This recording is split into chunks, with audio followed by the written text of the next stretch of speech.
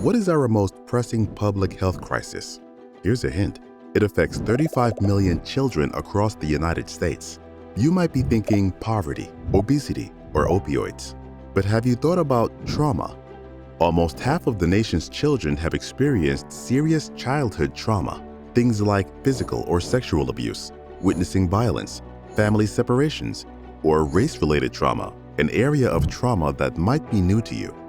Experiencing a hate crime, witnessing police brutality, or being subject to racial harassment are all forms of race-related trauma. It can be a one-time event or happen continuously over time. Just like other forms of trauma, it can cause serious effects that can last for generations. The human brain is shaped by experience, and our early years are the most critical for the brain to develop. Positive experiences help the brain develop, and negative experiences alter it.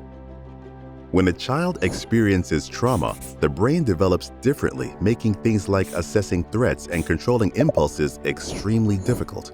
Learning is hard when a child's brain expects danger, and this makes going to school very difficult.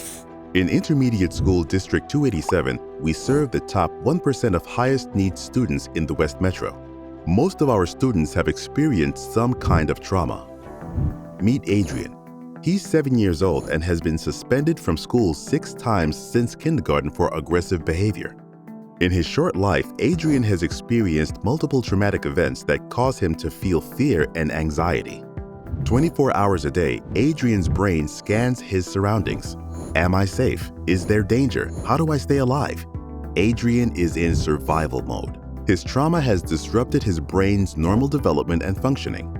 When Adrian gets frustrated at school, even for something seemingly small, his brain wants to fight, flight, or freeze. His heart rate increases, his fists clench, and he begins to act out. At this moment, learning can be hard because his brain interprets his surroundings as dangerous. There is help for Adrian in his new classroom, the Therapeutic Teaching Classroom. His teacher and clinical therapist work together to support his healing and learning. As part of the program, Adrian gets one-on-one therapy and his family gets support too. Teachers, family, and therapists all work together on Adrian's team. Over time, Adrian is better able to regulate through stress while he learns and thrives in school. This is good news for Adrian, but these kinds of problems around trauma run deeper than individual students. We discovered some pretty troubling trends in our region. For example, children of color are disproportionately referred to the most restrictive special education programs. And juvenile corrections programs most often serve children of color, while mental health treatment programs most often serve their white peers.